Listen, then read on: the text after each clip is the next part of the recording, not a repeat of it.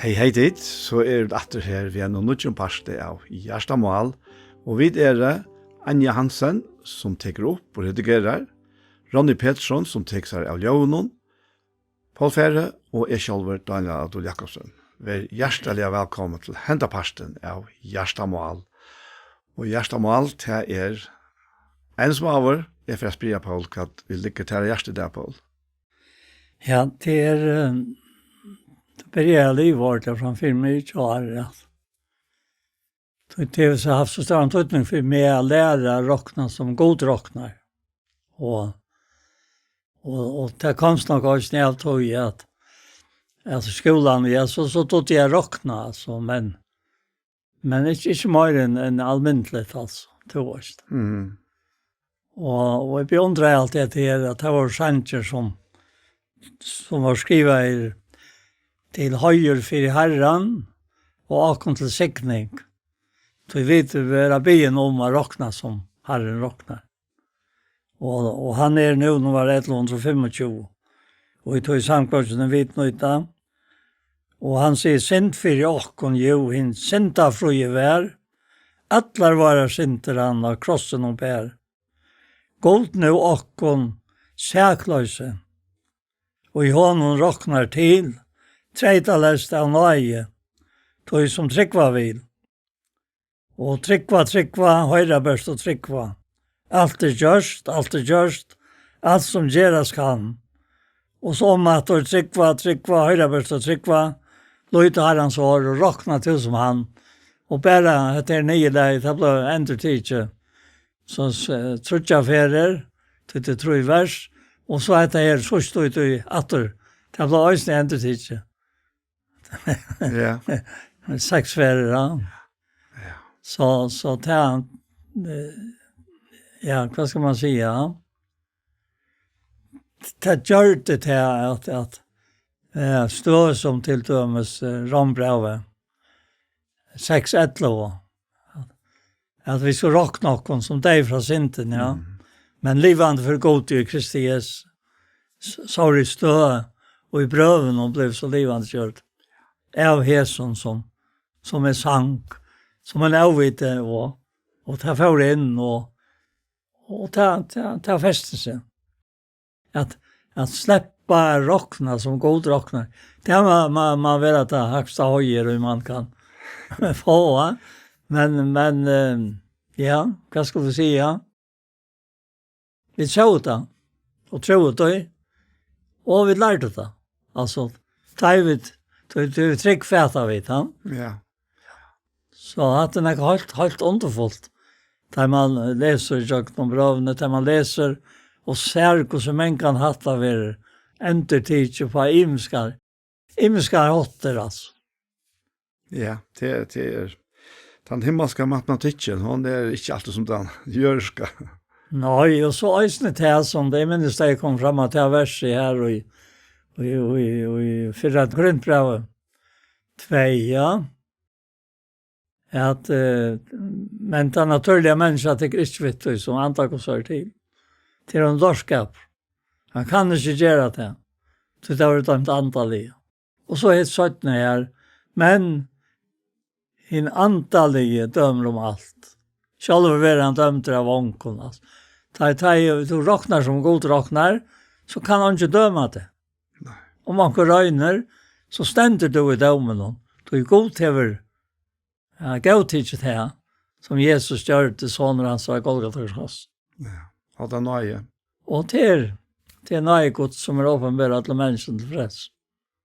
Ja, det helt fantastisk at og det her og det her vi doa så øyelig ytla at jag rocknar som god, alltså utan naturliga människan som du nämnde, ja. Ja. Akkurat rocknesticker det må alltid gänga upp på ankra måta som att 2 + 2 alltså lika 4. Och men tar vi så sätta rocksticker okkon upp i mode god, ja. Så här var vi en utgangspunkt en avfärdlig skuld till hans herre. Alltså vi skuldarar som det är brukt om syndarar, alltså skulddarar. og skilta gode av fætlande, hvert eneste eit menneske, og i utgangspunkten. Og jeg minnes, jeg har haft det fram i onkel Ærestes eisene, jeg minnes da jeg var smadranker, så ta var skattakibene helt andre enn hun i det. Så en affær om året, ta kom en maver som var gift ved en skiltkon til mammene. De var jo ofte annars og vidtjei, men hetta kveldet kom han alltid ensomadler, og det var hal at mølle papirer fram av båret til at nu skulle skatteren gjøres opp. Og det tok lenge tog, altså. Jeg ser at du gaspa, jeg sikker versjoner ofte han får av sted etter reisen, ja. Men så kunne jeg godt, både ta flere papirene. Vi kjenner oss til at det man får alt gjort opp, 4 år når det kommer. Da. Og så var sperreløy på en kramata. Nå gikk ikke opp her. Et eller annet papir manglet jeg, som i rockstikken. Og så ble jeg leita inntil dette her ene papiret fanns, og så var jeg slopp. Så fikk man alt det gang opp, så jeg at det stemmer. Jeg kom til å kanskje være vekk, eller akkur som sier til det han. Og jeg husker så løsne at andalige, da vi drøyner gjør opp i fri god, ja, og vi finner bare skuld. Men her at konto avrit så hotta at det den sista tale som kommer inn av kontoene som avgjør det endelige urslut, ja.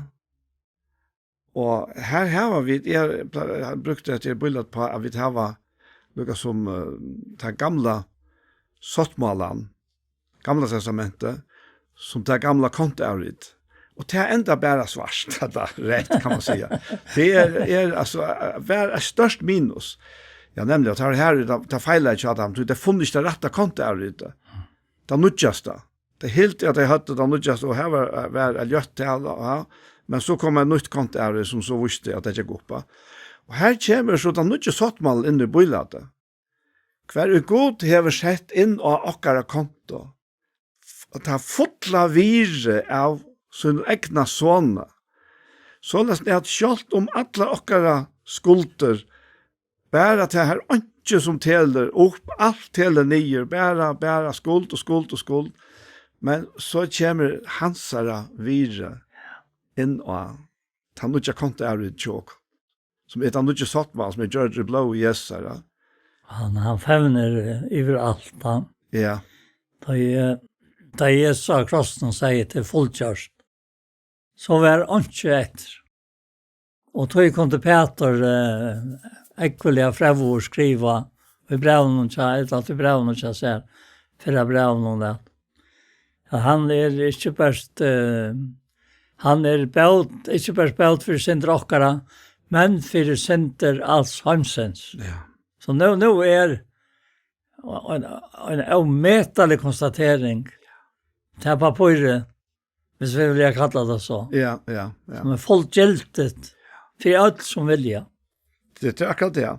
Og altså, hans rockstisk, det kan ikke kjøpe 0. Det her et vers som i Efsos brevnen. Ikke 0. Nei. Jeg hadde nok stått litt, at det kan ikke kjøpe 0. Altså, han sier her i Efsos brevnen, og i hånden, altså i Jesus, her var vi endur løysingene vi blå i hansara, og så snir setningen her, 4 gjeving syndana etter nøye rydgjødøme hansara. Og det gjør jo helt annet bøylet, og som han sier her, eisen vi her, som han rykelig la komme iver okkom. Altså, det gjør ikke bare til at nå vi kunne 0, så nå kunne vi begynne om at vi selv og røyne at få alt det rikket, og så at det kommer skulda. Tror jeg at det nøye rydde døme til hånden så helt og fætlig størst, og han givet oss alt vi gjør. Jeg vet ikke mann av deg, sjukost. Jeg var begynner om at vi ikke en annan mann og sånn. Och han som ringte till mig han var äldste av Taimon. Av Taimon bröderna och är snärvare yngst. Och jag säger bara vid herran att det var förra parten jag var att lät mig nu inte switcha. Tog jag detta ville gärna men jag följer ösnet till att jag må inställa mig alltså. Inte bara ta det som en självfyllt att för att lyckas då. Och så tar jag hej väl vid käntan. Och tätna så mätt jag väl. Så får jag in till en annan som jag sa la här ut sig han lägga tog. Och han rättade mig så 2 vers. Och han säger jag be efter att du ska komma här, säger han. Säger hästen. Då jag vill visa där, jag kom till sig versen ett helt tid. Och det var ur Isaias och ur Jeremias. Och här står detta som han var så glad över för att han tillräknar det här inte centertiden. Akkurat som han är gjort vid så ett ägda folk. Jag har alltid det att sötna vid lös. Och ta i hans upp det är eller ta Jesus upp det är att han var spänt på att jag skulle läsa. Så blev det en så råmor och grejer. Han är väldigt äcklig sjuk och luncha och det ena. Så med han i biet att han bara inte att han skulle färra. Så kom konan in som att stäckan har lötat sig. Så hon var sjuk och blev frisk. Och så blev han sjuk och nu kan hon gänga och visa han. Och han sa han visa henne när hon var där. Så här är näka väsen som vi så gärna vill jag ta som vi det. Till säkring för allt som höjre eller sådär. Och tackar det till så att han är i båt för sin trock. Ja. Och jag såg inte Peter för mig där han sitter här driven och har antan och skriver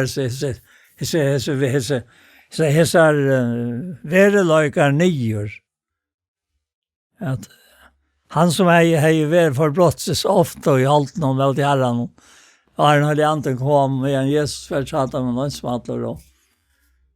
Och nu sitter han här fyllt av i antan en som av och skriver detta nior. Ja. Jag inte för bra. Alltså vi för och människor att vita och inte bara vita här uppe men känna här och hjärtan att synden är fyrigiven. Alltså det är en sån latte, det är en sån kvult och glädje och i tog eisne, ja.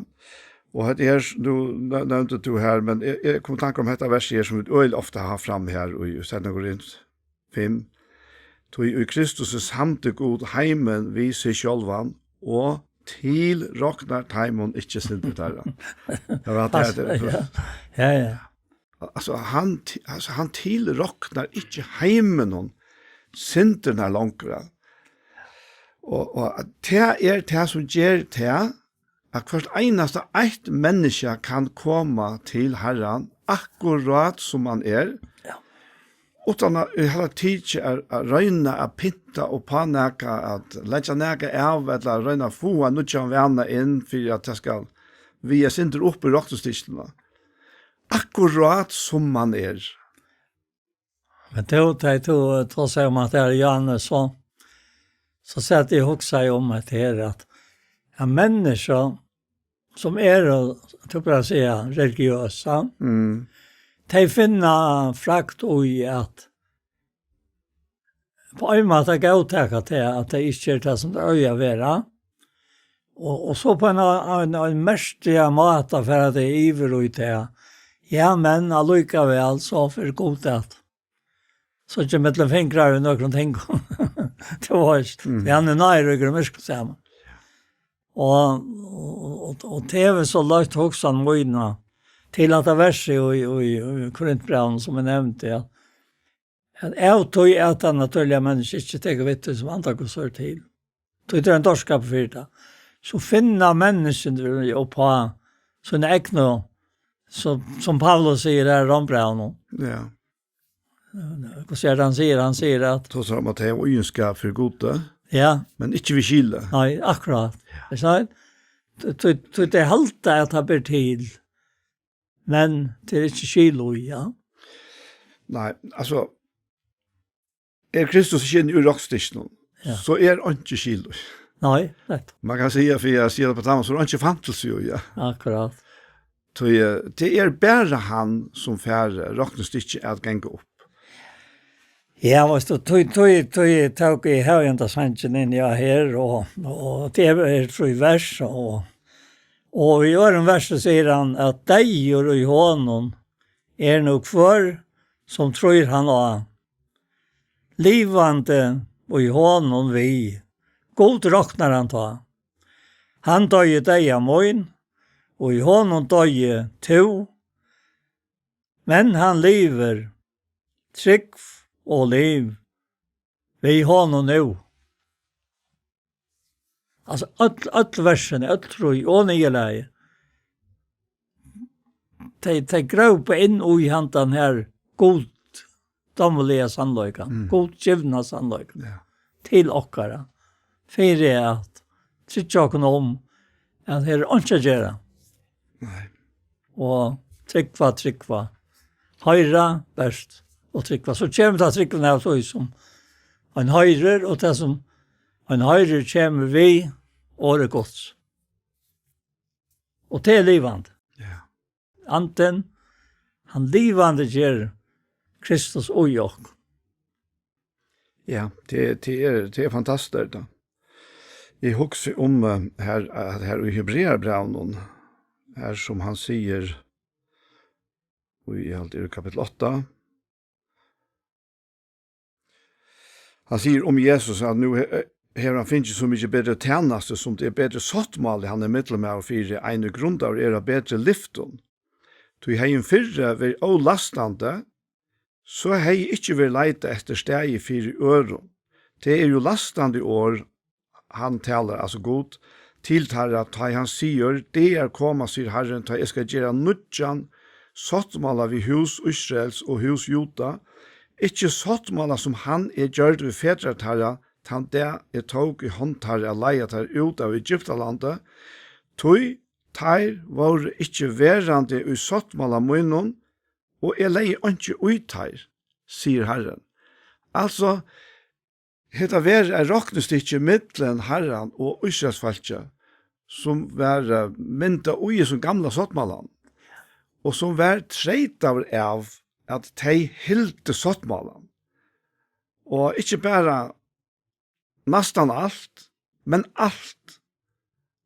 Bare ett brott, så var sattmålan spilte det. Og her var jo nekk brott, ta vidt av vidt. Tøy, teir var ikke verande i sattmåla mun. Altså, Israels folk helt ikke så innpast. Og så hei sattmåla faktisk, altså han kunne ikke ut på det at, ja, men så kunne Gud bare gjort enda av dem. Tøy, tidda ikke helt sattmåla mun. Men, så, nu har han jo sagt det fram undan, han til å nødja sattmåla, og nu forklarer han nødja sattmåla. Nei, hetta er sattmål jeg skal gjøre vi hos Israels etter teir dier, sier Herren. Jeg skal leggja lover munnar og i sinnet herre. Jeg skal skriva til her og gjørste herre.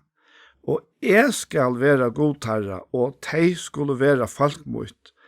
De skulle ikke, det er så også med hva de ikke skulle. De skulle ikke lære hver nastasøyn og hver brøversøyn og sia, kjenn herren.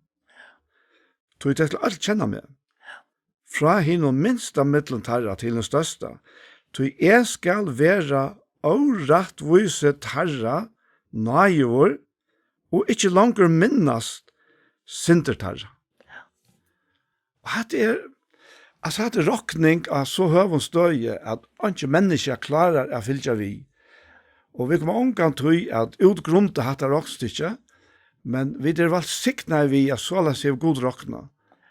Og så er det råkna fyrir okkon, og han råknar okkon inn. Ja. Så er det så bedre det godt fyrir okkon, at vi kunne råkna på i parst, han har gjort det forveien.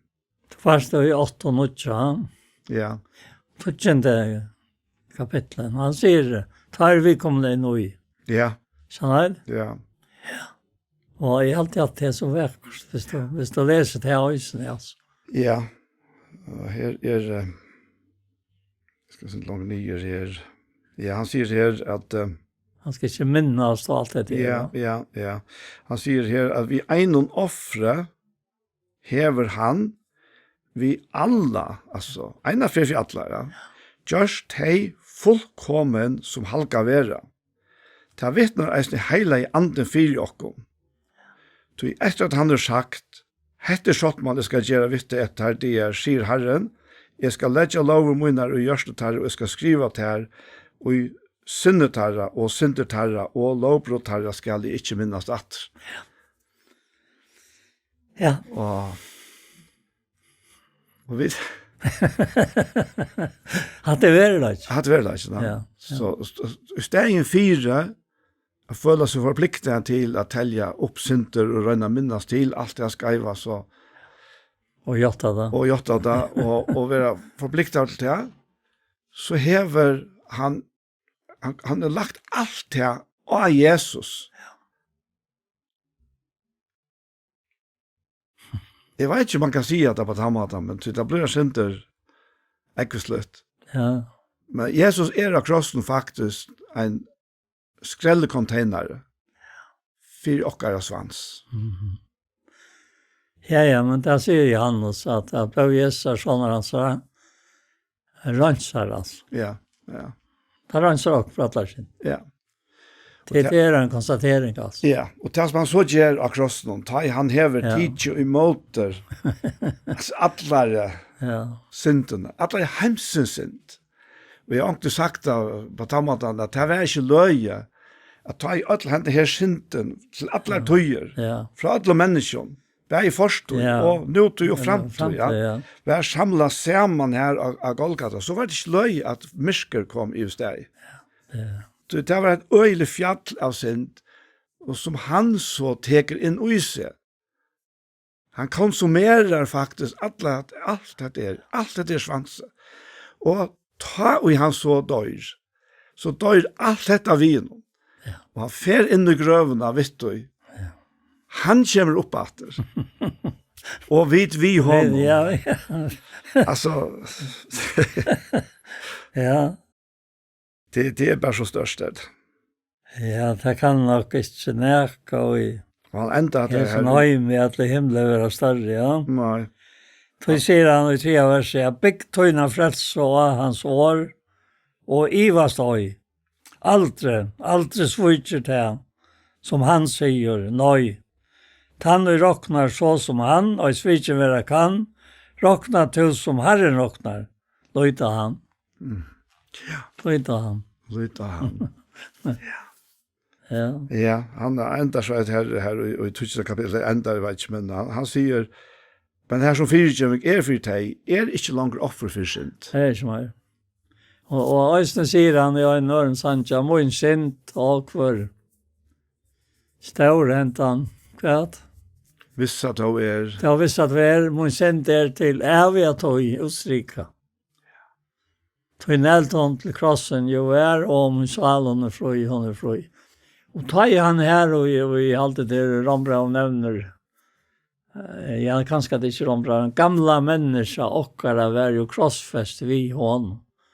Fyre jeg synta lika med skulle være at lunches. Så suttje fyre med lika som var at lunches. Det suttje da fyre med. Og det suttje fyre med et nytt likam, altså. Her Kristus høver likamsøns, altså.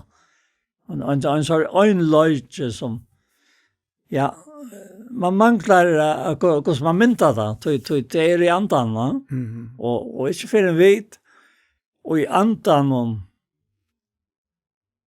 suttje det ut orden, altså. Da vi kommet her som vi hånd og løyka, det må være neka som ligger lengt omanfyrir. Det som vi dova grona med det her. Ja. Det anden, han teker av Kristus, er sånn? Og kunnkjer også. Han skal teka av med her, sier han. Kunnkjer av tikk. Så hans personen er god. fägeren, og det godsåneren, og goden heilig. Han som bor i oss nu. Han som, ja, som vi er i.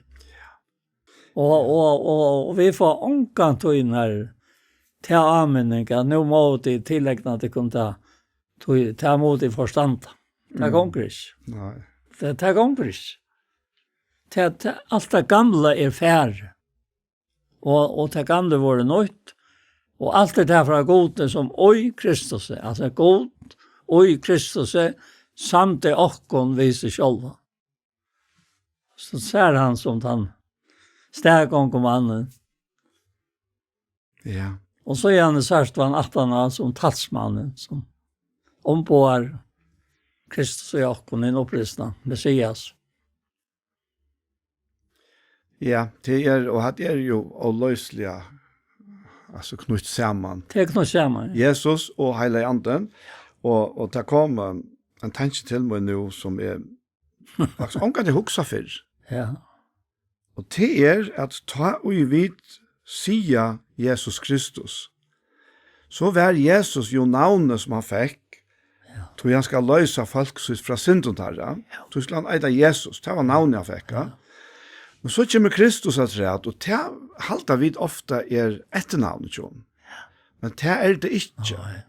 Det det samme som Messias, og det mestjer hin salvaje. Og hva mestjer så det hin salvaje? Hva tåsar det salvingen om? Hun tåsar faktisk bare om eit, og det om Heilige Andan.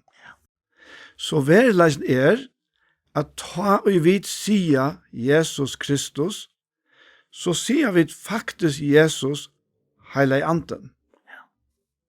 Så og løsla knytt det.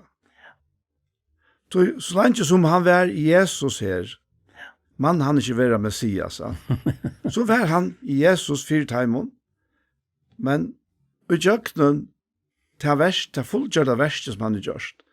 Det som her, han får i jøknen deian og reiser opp og får til himmels, og så sier årejokken at fra feiren her han finner hele andan som han nå hever uttelt, og til faktisk ta og han bliver Messias for jokken. Ta blir han hins halva i for jokken. Ta det som han sier her i Johannes 4, at jeg kommer til tikkere. Ta han tåsar om oppreisene. Som er ikke oppreisende. Jeg kommer til tikkere. Så tog det her, vi klarer faktisk bedre å firehalte oss til personen Jesus. Han ble født som er baden, og han vokste til, og han lika. Han var en personer. Men han kom fire at den oskjønnelige nærværen og dorten, kærlighetskraften faktisk, skulle bliva okkara vi at vi det kjøtt 2000 år, 18 år at han døye og ble gjerne og reis opp etter, kunne kjenne, altså se kraftene, som en kærlighetskraft, og i okkara innere mennesker i det. En fri som ikke kan lyse, men han bor i okkara gjørsten, og han fyller okkara gjørsten. Det så hva sikna, så Herre Jesus Kristus, det ja,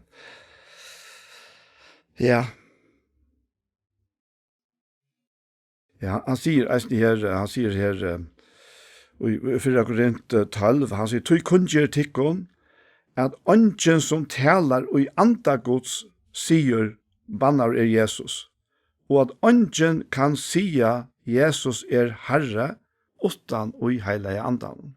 Akkurat.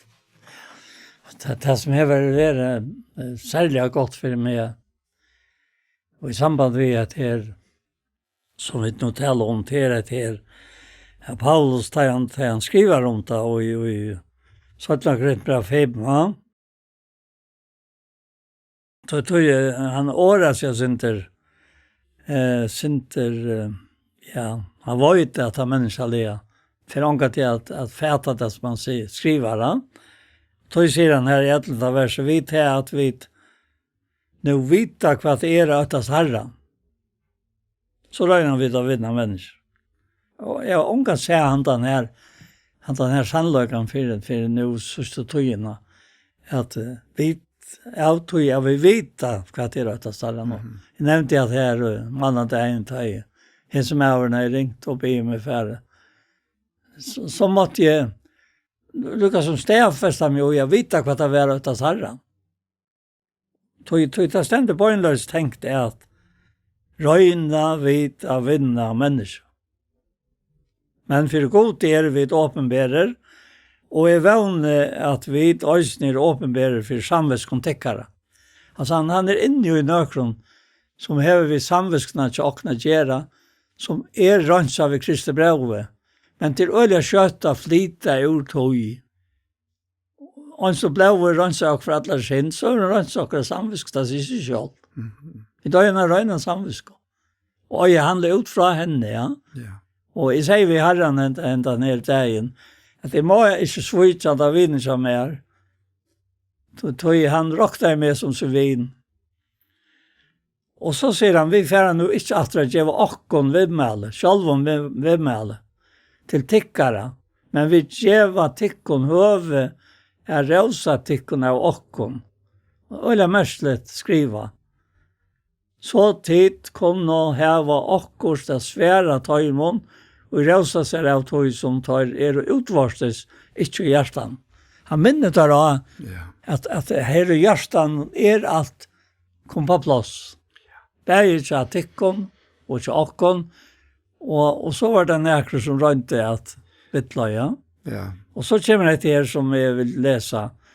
Tog var vi fra oss sjalvån, så var det for godskålt, og her har vi skilokkere, så det for tikkerskålt. Her det så løyen uttrykk. Jeg være fra seg sjalvån, som man sikkert ble kattlet over, jeg være fra seg sjalvån. Og så grunngjør han for tog og sier, tog kærløyde kristar, tvinkar okkom. Vi har dømt så øyne deg for alt. Og her kommer så til han som vi hjulpet mer og møte enn jeg i tjenestene. Hun kan ikke gjøre seg meg selv. Det blir stil. Vi har jo dømt så øyne deg for alt, så det alt deg. Og han døg for alt, for at det som livet skulle ikke langere leve for seg selv, men for han som deg opprystner for deg. Og så legger han dette verset til at heretter kjenner vi til ångan etter halten om. Om vi tar kjent Kristus etter halten om, det er det som kom fra firmet til to, sier han.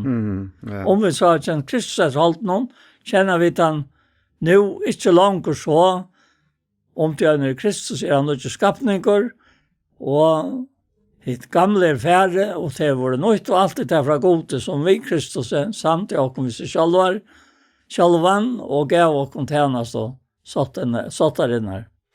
Altså, jeg må bare si at i hese tjenest, det at færre vitsa, få det lagt av hjertet, om det så bøgnløs for herren, eller til noen mennesker.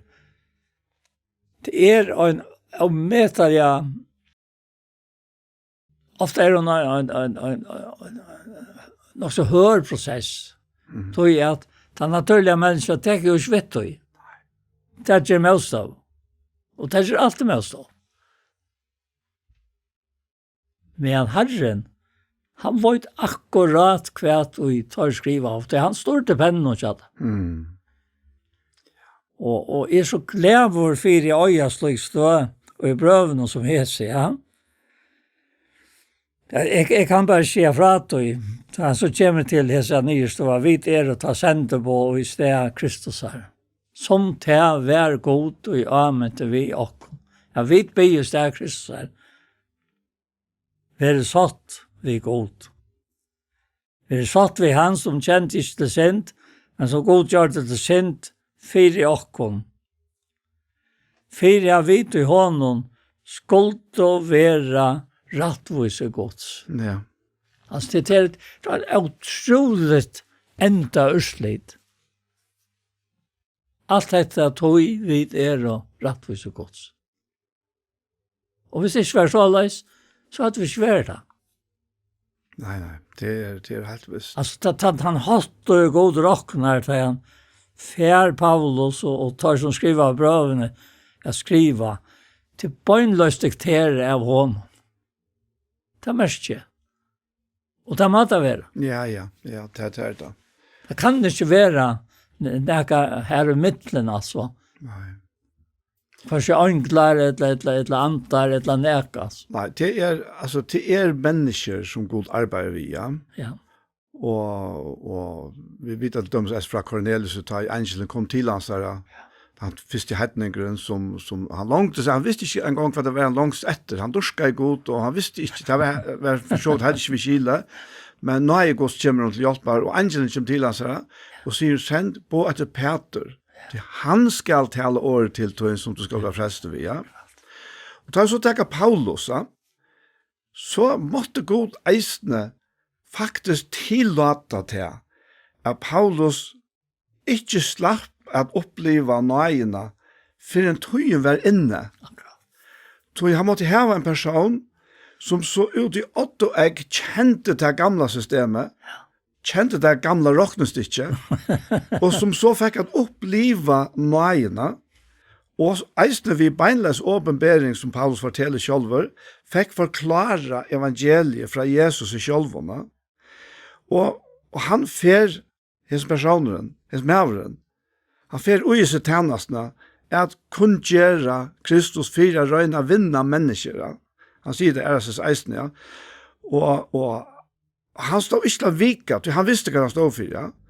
Men ta jo han som kommer til Korint, og mennesker til her ble øyelig vedkjeng og alt det, men ta så for sted etter, så nå kommer personer inn, som faktisk begynner å miskreditere Paulus. Det er halt seg kanskje det bare Paulus der ute etter, men i verleggen så gjør at det er eisende bådskapet til Paulus et lunch, så. Og tog skriver han faktisk som han skriver her.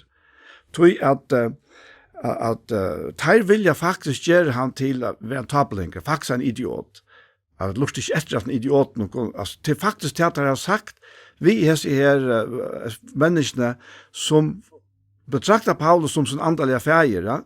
Og regner seg det køyler i midtlene, og tog sier han eisne til her, at tog var vi fra oss sjølven. Altså, var vi akkurat som idioter, da vi kom vi oss ned, så var det her for Guds skuld. Og har vi skil akkurat, så er det for tikkere skuld. Akkurat det, ja. Eisne tar jeg til å lese i fyrra Thessalonikerbrevet. Ta først hva det var hoan. Hvordan det ligger under hjertet å få et ut til alle de her samkommer som han skriver i tidligere.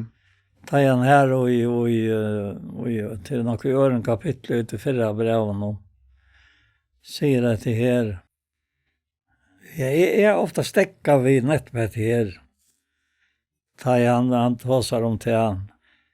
Og i vers 5, jeg tror aldri nærkant til kom vid smikrande i åren, som ditt vita.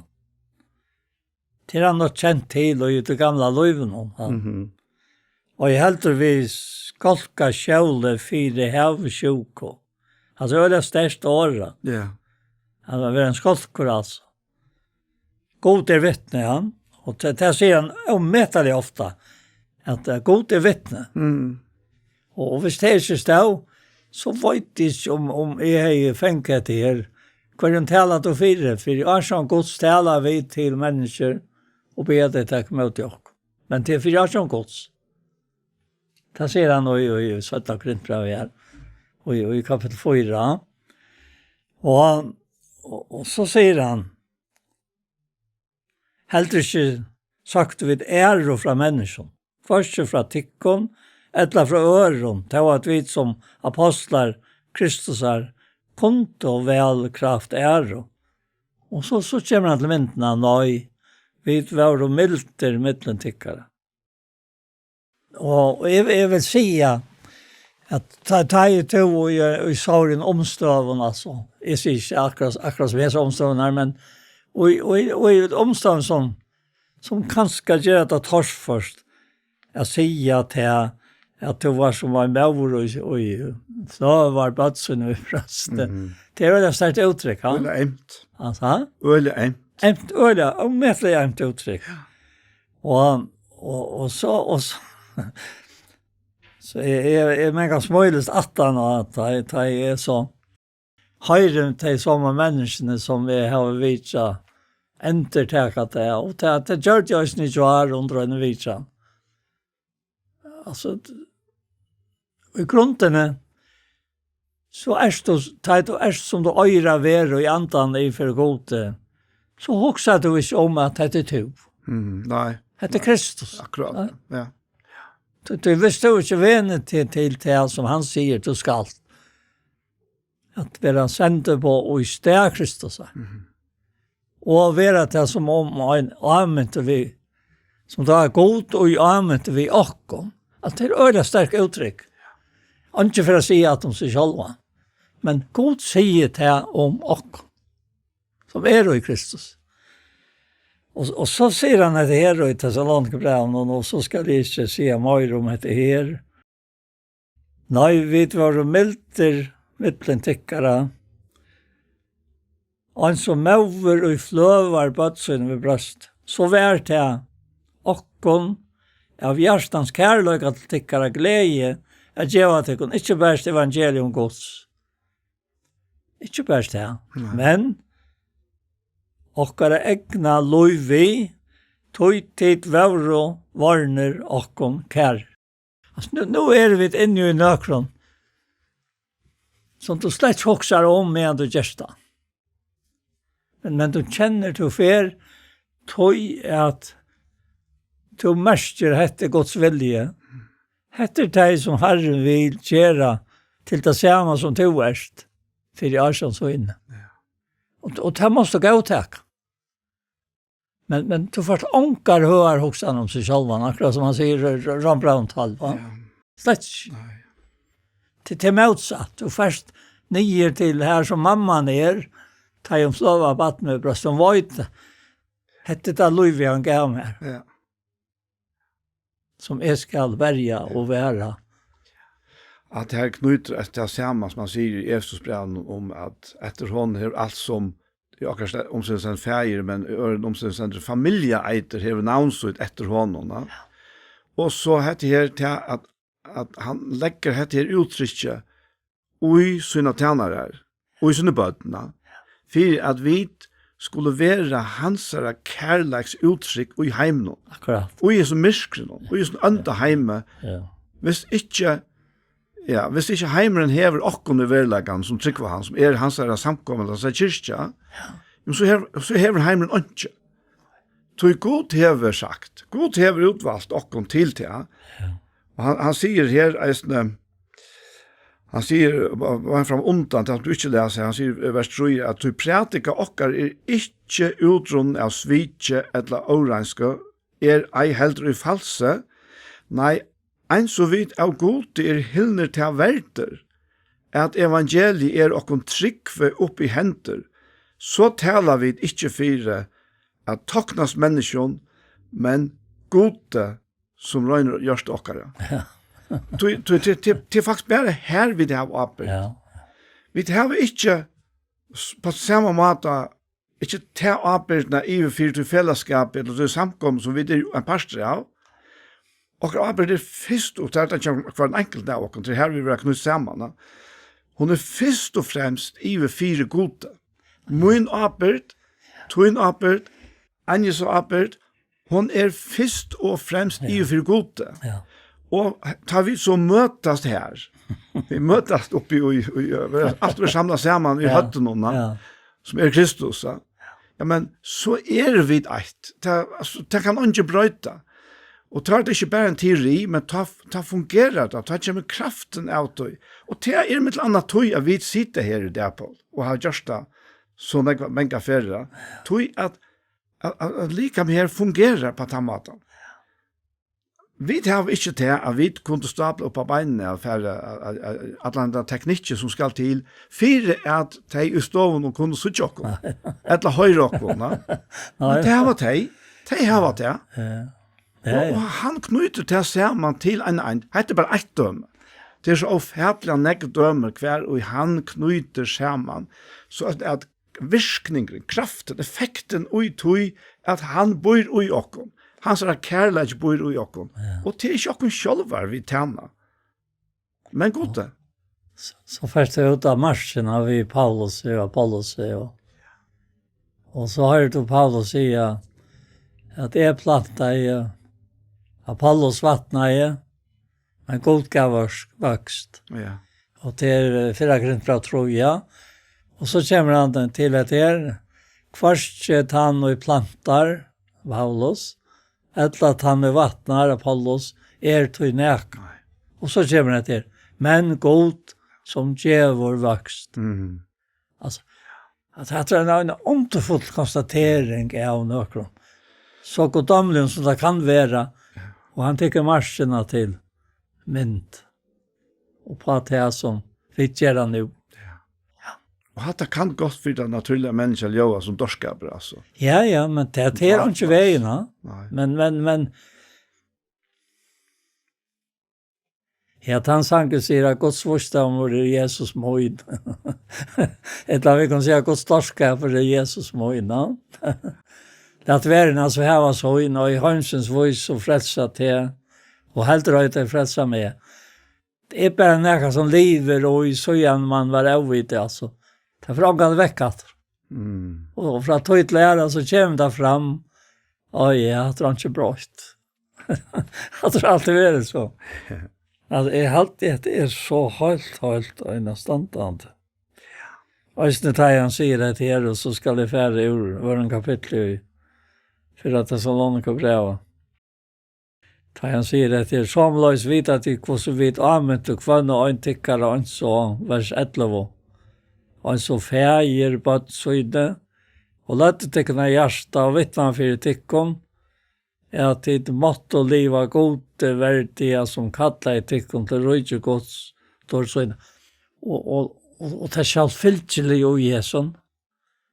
Det har vi ikke fengt for nu. Vi heft okkur i motto, ja? Men hvor må vi da? Hvor heter fakta? Det er fakta. At vi skulle leva gode verdiga som kallar i tikkon til rujtjes høyt og tord søyna. Altså vekten og endan her, og så heftar vi okkur vi det kenker og tvinga folk, Ja. Nei, det er ikke vit. Det er han som øyer okkon og øyer teg som det skriver til. Altså. Det er bare sånn. Ja. Jeg minns en for nekvån spurte en annan tryggvande om hvor eier samkomna? Han visste slett hva over henne. Og han forsøker reksa noen personer opp som og i samkom som han tenkte, altså, så nei, det er altså Jesus Kristus som eier samkomna. Ja. Det er ikke mennesker. Og det er ikke menneskeversk. Nei, det er det ikke. Og det kan det ikke være. Og dette er en bire som Paulus ber til, han sier til her så til entan, at det var østene, tog vært østene sendte båt, at jeg ikke var ment for å bære til langt. Tog jeg ville vite om tryggtikkere, hvordan jeg er til av hesen og det, og i mer, tog jeg ville vite om tryggtikkere, om frostaren skulle heva frosta tikkon, og arbeid okkara vera til åndsjes. Men, nu Timotheus er kommet til okkara fra tikkon, og vi bor okkom gau på om trygg og kærløyka tikkara, og at det heva okkom gau om vinne, og at tikkon landjust etter a suttja okkom, og så vidt landjust etter tikkon. Så er det vidt av torri årsøk, vi vujande tikkon brøvor, trøsteier og i tryggvokkara, av tryggtikkara, og i ötlun, og i allare nei og trångt okkara. Så nu liva vidt, nu tilstand fast i herran. Ja. Han sier her, Så han sier til jeg vil vita om tryggtikkere, om frestaren skulle hava frestatikkon og arbeid okkara vær til åndsjes. Ta sier bare Sjån som assistenter beinleis til trunna. Altså, han tåser ikke om til å gjøre feiler. Nei. For frestar til å gjøre feiler. Nei. Men om frestaren kanskje vi få okkur til å gjøre feiler, for fresta okkur til å halta at ja, men tryggven er ikke passe. Men til tryggven av Jesus Kristus. Ja. Ja. Og hon visste seg så eisne uittøy at det er langt etter hon, etter Paulus, og Taimo som var sammen vid noen. Ja. Det er så ommetalliga, altså dyrabarst, altså. Jeg minns det at affären her tar jo läst av versen, lägga vers här och för ett matsbrev. Och han ändrar, jag säger, tryggven i heimen. Om Jesus, alltså Kristus. Han är tryggven i heimen. Nu tryggven är kommen, säger han, i Galaterbrevn. Ja, nej. Ja. Som en person, då. Som personer, alltså. Ja. Ja. Kan jeg si til Paul, kan du begynne på en sang? Ja, bare takk for det at vi kunne si til at vi det. Takk for Herre at vi et år til han over kraft. Jeg kvasser en akkurat for jeg ikke svar. Og til for jeg gjør noen sånne kiler, lir og merk og hoksaner og rai hjertens. Og Herre, hva er det? Til godt. At det er tøytversk og jokk. Det här var ånken okkara. Och i sig själva som jag kunde ha skilat i 8-2. Och så gav vi okom att du gör det okom till en skapning och ut här. Och här är det ölltid som höjrat här till. En underfull skapning går som köttar en det alla som man är. Allt det som är så imiska limer, om vi nämner det så, skulle vara samlade heimansat här. Ta i to vere och tänka att ta in i heim. Och i dörrarna, och vi skulle pröjsa här. Ja, vi tog oss att jag vita kostar vere. Den tillvärda som vi stävnar emot. Och tacka därför och lägga sig kära som viskar här i tog in i hand. I Jesu navn. Amen. Amen. Så er hesen parten av hjertemål kommet at enda, og vi får å takke for okken. Og vi Anja Hansen, som teker opp og redigerer, Ronny Pettersson, som redigerer Ljøve, Paul Fære, og jeg selv, Daniel Adol Jakobsen. Tusen takk for hesfer. Parten av hjertemål som har vært, her kan du finne av YouTube, om du leter under Iktus Sjønvarsp. Her som pastoren, han kommer eisner å være lagt ut her, og han kommer eisner å være sendt av Kristelig Kringvarsp. Så, en affær, tusen takk for Jesu før.